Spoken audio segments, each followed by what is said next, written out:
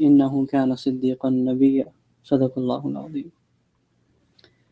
Now, because the season of Hajj is approaching, and also the time of Eid is also coming near, so inshallah, because of this, we will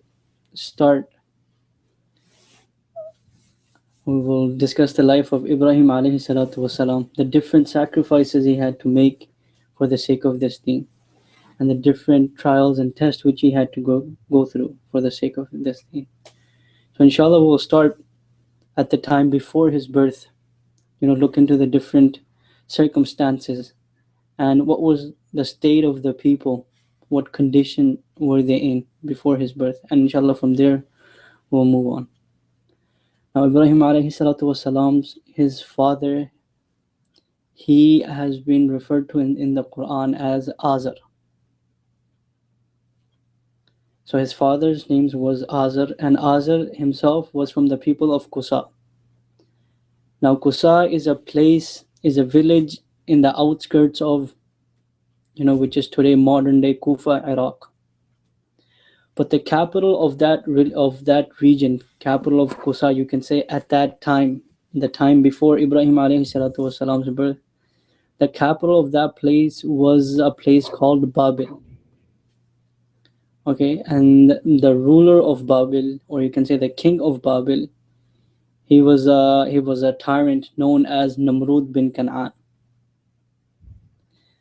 And Namrud, he ruled Babil with much cruelty, and he's actually from amongst those people in history who, because of their appetite and hunger for thirst and power, he's from amongst those people who ended up claiming themselves to be God, just like Fir'aun.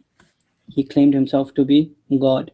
So these people, he's from amongst those people who had his subjects, who had the people he ruled worship him.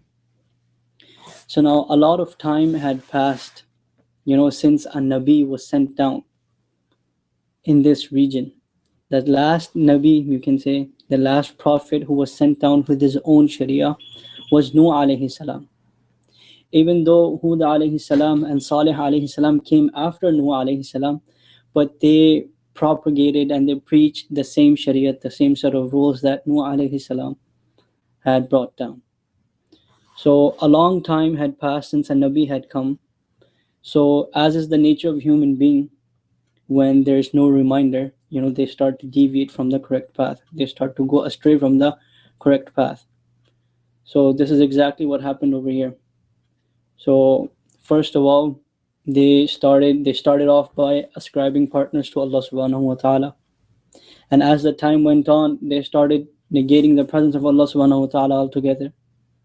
And as the time went on, over here in Babil, you had people worshipping Namrud. And then you had other types of people who were also worshipping the stars, the sun, and the moon. So this was the time and a place where a prophet was long overdue. Now, you have to know that the time before Ibrahim alayhi salatu wasalam's birth, this was the time where kahanat, astrology, forecasting or predicting the future based on, star positioning. So this, you can say, this science, it was at its peak. People, they were obsessed with prophecies. They were obsessed with fortune telling and soothsaying.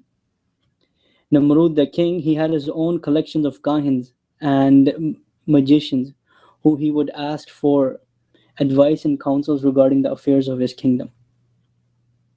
So when the coming of Ibrahim alayhi salatu wasalam drew closer, these kahins and these, you can say, fortune tellers, they told Namrud. So now, according to this Israeli narration, which has been recorded in famous history books like Bidaya wa Nihaya, Tarikh al-Anbiya, Qasas al-Anbiya, and Al-Arais. So it's been mentioned there, these soothsayers, they told Namrud, يولد في هذه السنة غلام في قريتك هذه تهلك على يده آلهة الأرض. They told him, a child will be born this year in this city of yours, and he will destroy all the gods, all the false gods of this earth. وَيُبَدِّلُ دِينَكَ, and he will change your religion. وَيَكُونُ هَلَاكُكَ وَهَلَاكُ قَوْمِكَ عَلَى يَدِي, and upon his hands will be your destructions and that of your people. So this is the prophecy that they made. This is the prediction they told Namrud. So Namrud replied, he said, well, we better make sure that the birth of this child does not take place.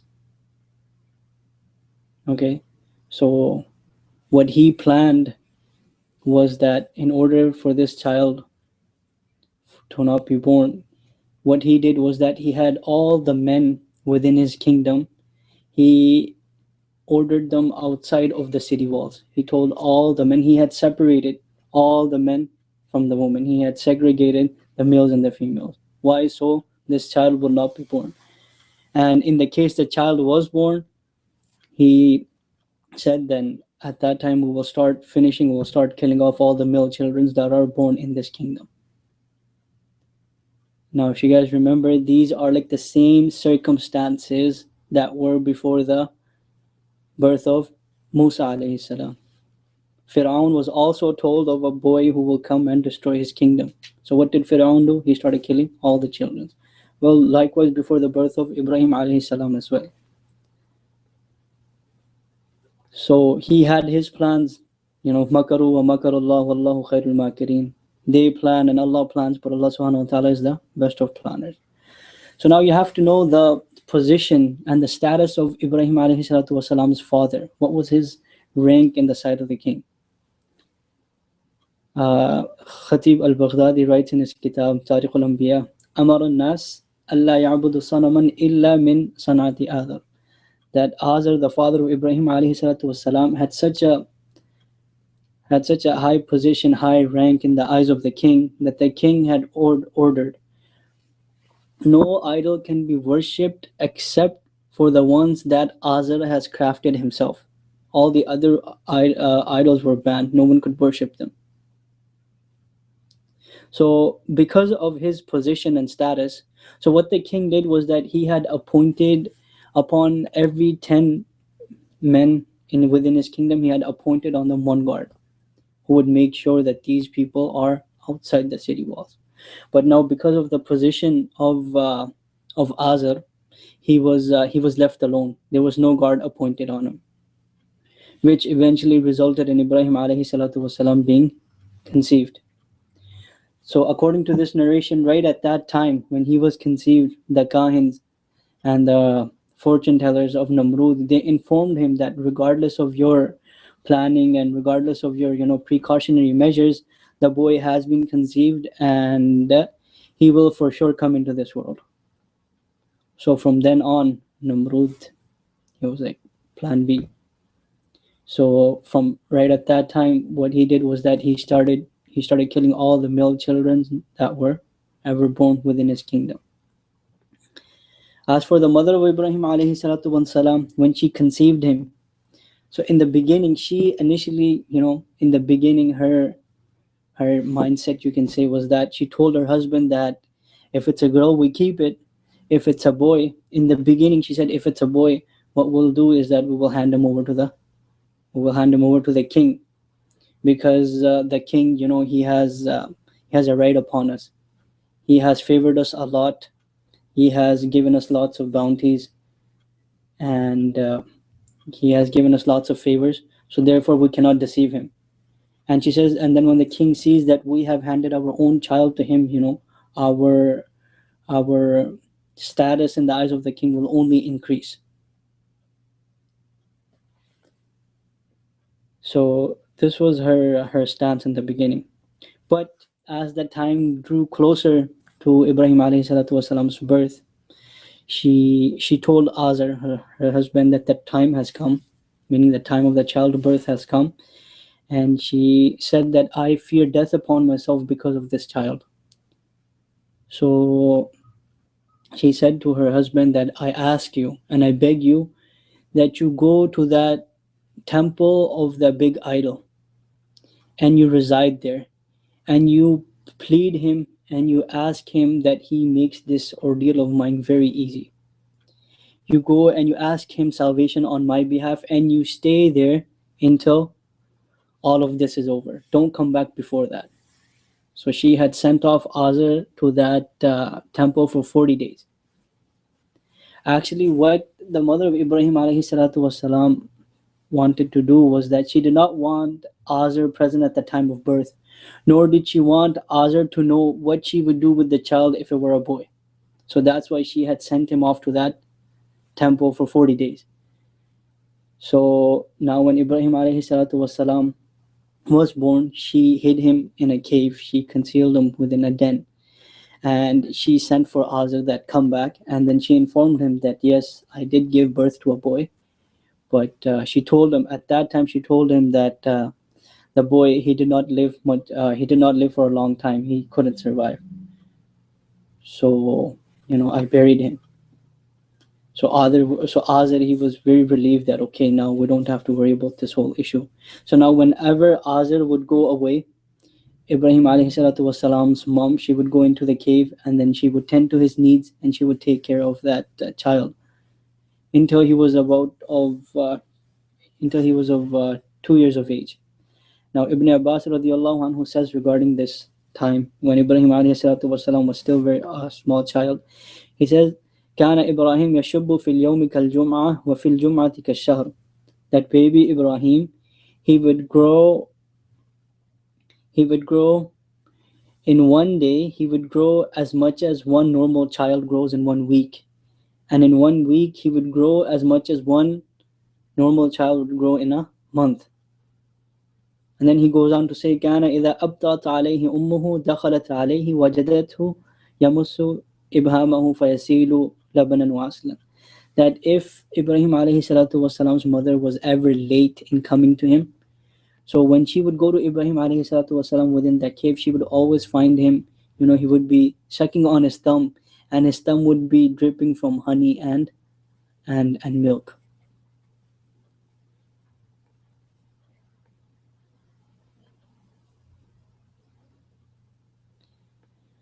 So what happened one day was that Ibrahim alayhi salatu wasalam, when he's still very young, he asks his mom that, "Oh mother, who is my Lord? Who is the one who takes care of me?" So his mom, she replied that, "I am your Lord. I'm the one who takes care of you." So then he asked, "Who is your Lord? Who takes care of you?" She replied, "Your father, my husband. He's the one who takes care of me. He's my Lord." Then he went on to ask that, "Okay, who is my father's Lord? Who takes care of him?" So she replied, "Well, it's the king. It's Namrud. He takes care of all of us. He's the king. He's the Almighty." So then Ibrahim alayhi salatu wasalam, he went on and he asked that, "Okay, who is Namrud's Lord?" So when his mom, heard this, that he's questioning like this, so she hushed him up. She told him, "Don't ask questions like this." But at the same time, she went to Azar, and then she told them that about the prophesied boy, regarding whom the people say that he's going to come and he's going to change their religion and he's going to destroy Namrud. She said, "Well, guess what? He has appeared, and he also happens to be your son." So at that time, Ibrahim alayhi salatu wasalam's mother, she revealed to his father that it's actually his son. And according to the other narration, which Khatib al-Baghdadi mentioned in his book, he says that when Ibrahim alayhi salatu wasalam was around 13 years of age, he one day carelessly got out of his den, and his father saw him. So his father was very upset, and he asked that, "Who is this boy who still has not been slaughtered? How is it possible that this boy has escaped the king's guard? How is he still alive?" So when he got up to seize him, at that time, Ibrahim alayhi salatu wasalam's mother told him that he is actually your son. So the father inquired that, "Why did you hide this from me? What made you act so recklessly?" So at that time, uh, Ibrahim alayhi salatu wasalam's mother, she told him, she was a very clever lady, a very smart lady. So she told her husband that, I wanted to see this boy grow up. She said, I wanted to see for myself that is this the boy who will grow up to defy the king? Is this the boy who would grow up to oppose the king and change our religion, or is just another normal boy? She said, I did what I did. I hid this boy for the welfare of myself, for your welfare, for the welfare of this boy, and for the welfare of this whole kingdom. She said, I wanted to see how this boy grows up. I wanted to see who he becomes. Is he actually the person who is going to oppose the king, or is he just another normal boy?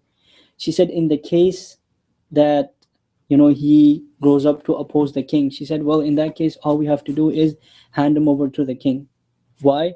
So first of all, because so the king can get rid of his enemies, and second of all, so the king can stop killing all the other childrens which he's killing.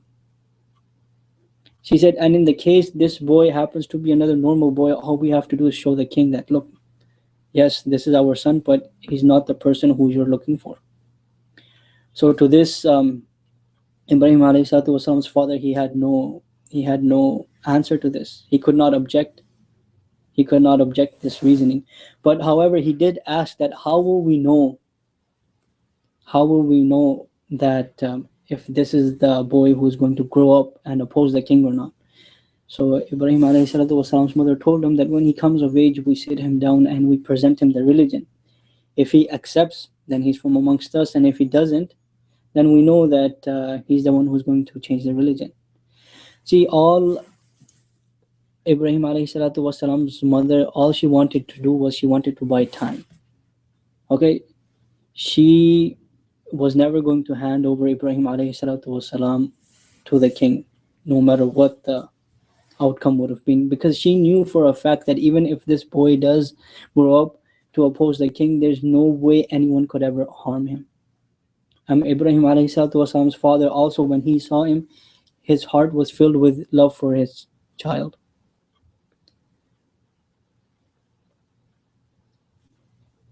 So Ibrahim alayhi salatu wasalam, he's known for the different debates and arguments, for the munadarat and muhajat he had with his nation.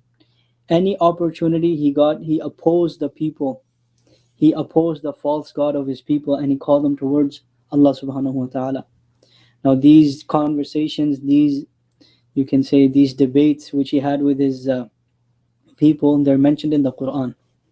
The detailed accounts are found in history books like, Bidaya wa Nihaya, Qasasul Anbiya, Tarikhul Anbiya, or Qasasul Anbiya of Ibn Kathir, and also books like Arais of Imam Thalabi. So when Ibrahim alayhi salatu wasalam, when he was sent down to his people were worshipping many different things at that time. Some people were worshipping the idols like his father and other people. Some people were worshipping Namrud. Some people were worshipping the stars. Some were worshipping the sun and the moon. So Ibrahim alayhi salatu wasalam, he had a talk with all these different types of people. Now one very interesting conversation, you can say, or a debate, you can say, which he had was between him and his mother.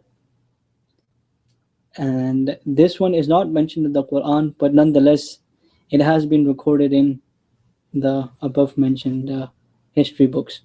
It's based on actually Israeli narration. So it's that same conversation which he had with his mother when he asked her that who is my Lord, who is your Lord, who is my father's Lord. So at that time, when his mother told him that the Namrud is all of our Lord, there's no one above him.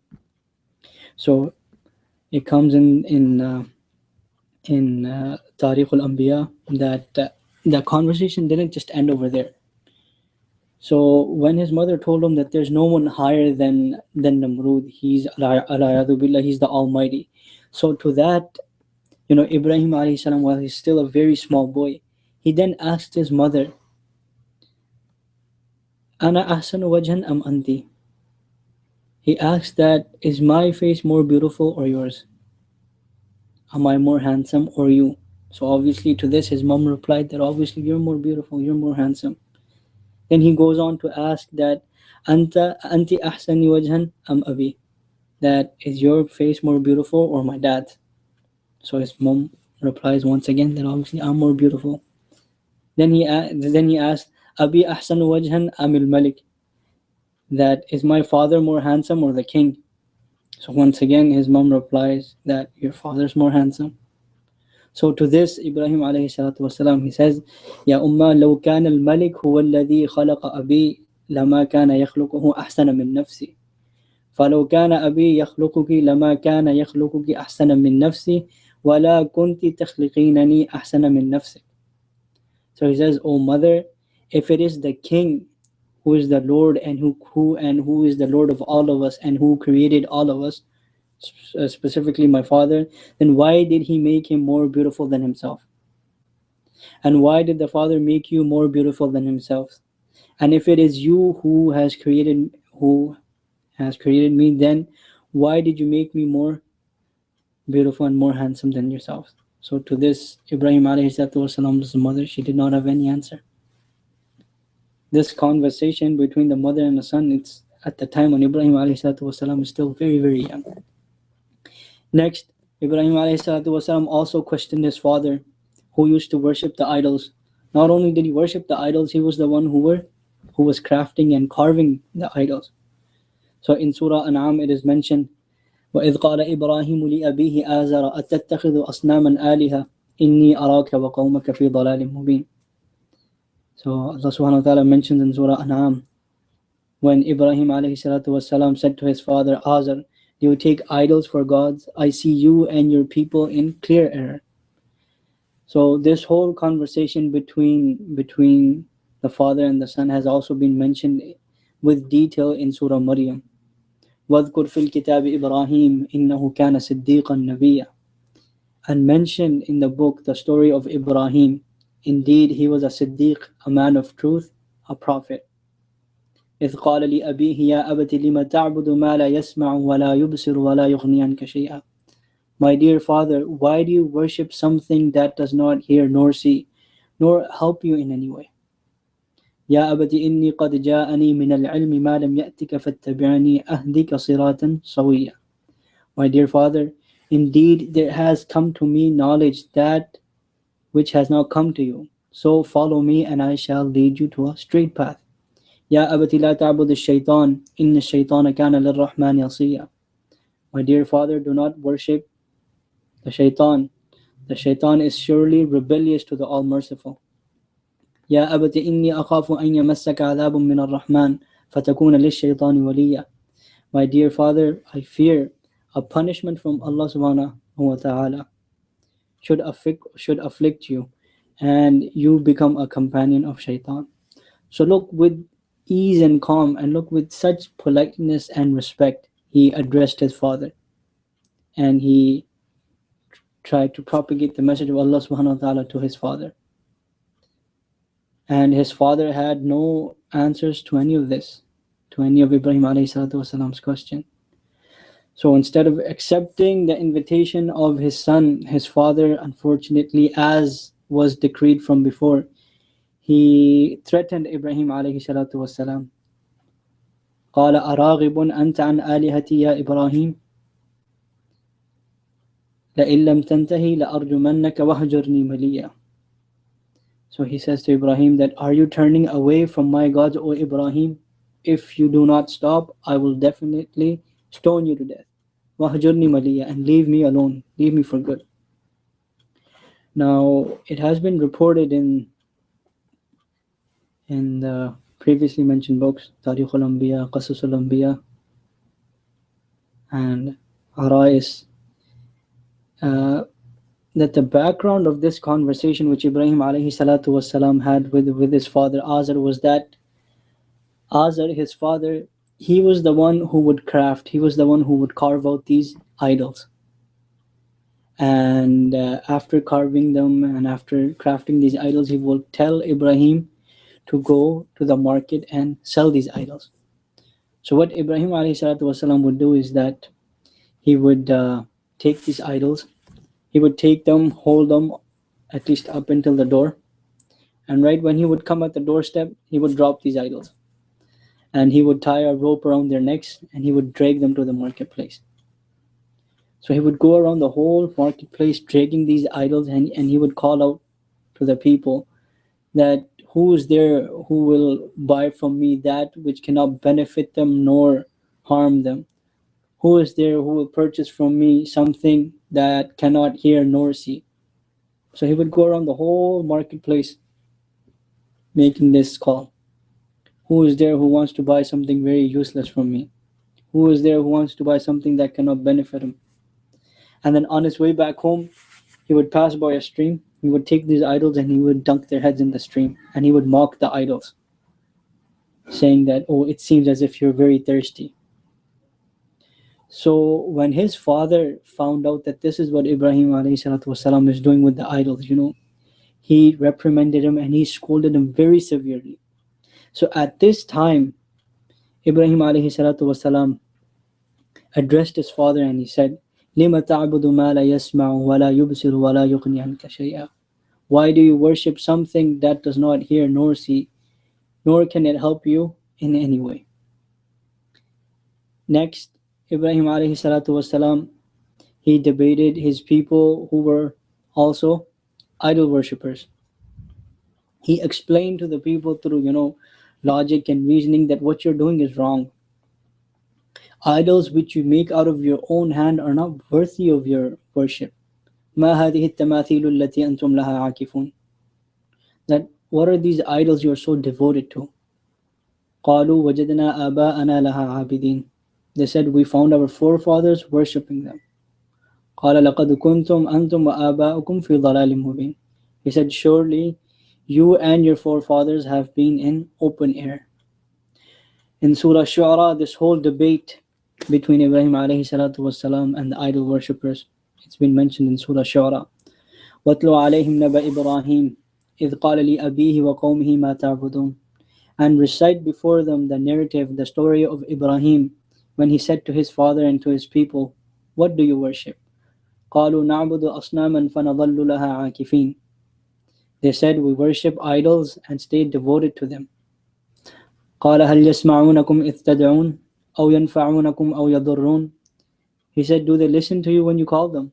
Or do they bring any benefit to you or harm? قالوا بل وجدنا آباءنا كذلك يفعلون. They said, no, but we have found our fathers engaged in these acts. قال أفرأيتم ما كنتم تعبدون أنتم وآباؤكم الأقدمون. He said, have you then ever considered what you have been worshipping, you and your ancient forefathers? فإنهم عدو لي إلا رب العالمين الذي خلقني فهو يهدين والذي هو يطعمني ويسقين وإذا مرضت فهو يشفين والذي يميتني ثم يحيين والذي أطمع أن يغفر لي خطيئتي يوم الدين. He said, then in that case they are all an enemy to me, except the Lord of the world, who created me, who guides me, who feeds me and gives me drink, and when I become sick he heals me, and who will take my life away and then give me life, and who I hope will forgive my faults on the day of resurrection. He said, this is my Lord. But as was decreed from before, the idol worshippers, they stayed stubborn to their corrupt beliefs and practices. And Ibrahim والسلام's da'wat, his invitation, had no effect on them. And they were still engaged in the practice which they were engaged in from before. After this, Ibrahim والسلام, he came to the people that were worshipping the stars and the sun and the moon. So at the time when people were outside in the evening, chit-chatting, engaged in conversation, Ibrahim والسلام, approached them and he questioned them about their false god. Okay, the Quran tells us of this event in Surah An'am. فَلَمَّا جَنَّ عَلَيْهِ اللَّيْلُ رَأَى كَوْكَبًا قَالَ هَذَا رَبِّي فَلَمَّا أَفَلَ قَالَ لَا أُحِبُّ الْآفِلِينَ. So when the night enveloped him, he saw a star. And he said, this is my Lord. But when it vanished, he said, I do not like those who vanish. So what happened? Ibrahim والسلام, he saw a star in the sky. Okay, and at the same time, you have to picture that those people that are actually worshipping the stars, they're also sitting there. So he sees the star, and he asks those people, "Hada Rabbi?" Hada Rabbi, that is this my Lord? Obviously, the actual question wasn't the intent. He just wanted to refute and disprove of their false deities. So he says, Hada Rabbi, this is my Lord. So he waited a little while. When the star vanished, then he said to his people, قَالَ لَا أُحِبُّ الْآفِلِينَ. He said, I do not like stuff that vanishes. Meaning that how can you worship something which only appears for a limited time? How can you worship something that has, no control over when to appear or when to disappear? How can you worship something like that? Next, then he waited until the moon appeared, and he said to its worshipper, فَلَمَّا رَأَى الْقَمَرَ بَازِغًا قَالَ هَذَا رَبِّي فَلَمَّا أَفَلَ قَالَ لَئِن لَّمْ يَهْدِنِي رَبِّي لَأَكُونَنَّ مِنَ الْقَوْمِ الضَّالِّينَ. Later, when he saw the moon rising, he said, This is my Lord. But when it vanished, he said, Had my Lord not guided me, I would have been amongst those people who have gone astray. So the moon worshippers also did not have any answer to his questions. Next, Ibrahim alayhi salatu wasalam, he went to the sun worshippers who were worshipping the sun. So, فَلَمَّا رَأَى الشَّمْسَ بَازِغَةً قَالَ هَذَا رَبِّي هَذَا أَكْبَرُ. So thereafter, when he saw the sun rising, he said, This is my Lord. This is much bigger. This is much greater. فَلَمَّا أَفَلَتْ قَالَ يَا قَوْمِ إِنِّي بَرِيءٌ مِّمَّا تُشْرِكُونَ. But when the sun also disappeared in the evening time, like the stars and the moon, he told his people that, Oh my people, I am free. I am absolved from whatever you associate with Allah. So this was the conversation he had with all of these different types of people. So after these encounters with his nation, the people, they got together and they said to Ibrahim alayhi salatu wasalam that, look, you have negated and you have refuted each one of us. Okay, now why don't you let us know who do you worship? Okay, you have negated the people who worship the idols. You have refuted the people who worship the suns. You have refuted the people who worship the stars and the moon. They said, tell us now, what do you worship? So Ibrahim alayhi salatu wasalam said, at that time, Inni wajjahtu wajhiya lilladhi fatara as-samawati wal arda hanifa wa ma ana min al-mushrikeen. I have indeed turned my face straight towards the one who has created the heavens and the skies, and I am not from amongst those people who associate any partners with Allah subhanahu wa ta'ala. So these were the different arguments and debates which Ibrahim alayhi salatu wasalam had with his people. And then there's also the big story of how Ibrahim alayhi salatu wasalam proved to his people the oneness of Allah subhanahu wa ta'ala when he destroyed the big statue and how he was punished by Namrud for that. So inshallah, this we will cover in some later session. May Allah subhanahu wa ta'ala, give us the tawfiq to derive the morals of this story and to bring them into our lives. Wa akhiru da'wana alhamdulillahi rabbil alameen.